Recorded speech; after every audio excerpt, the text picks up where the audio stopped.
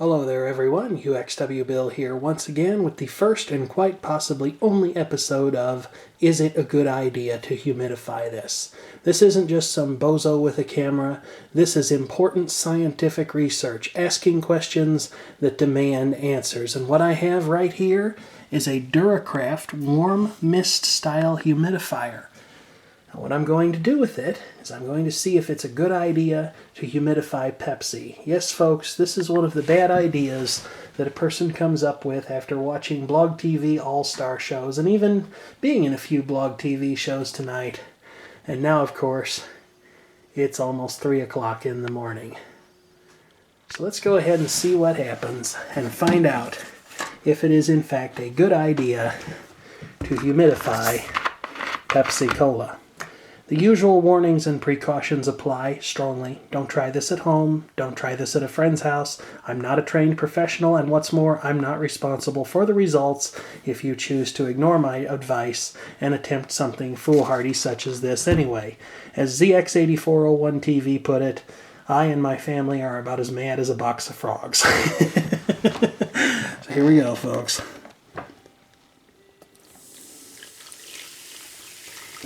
I can't believe I'm doing this.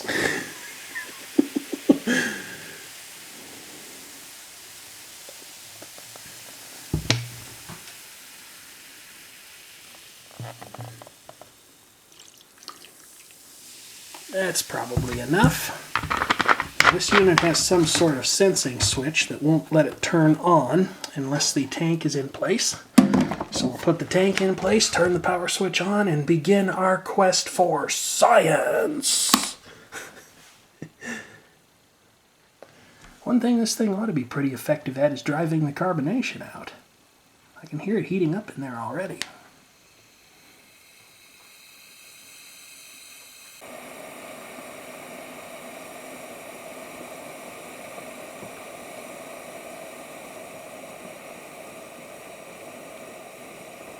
That's actually starting to get fairly loud, and it sounds not unlike a hive full of angry bees.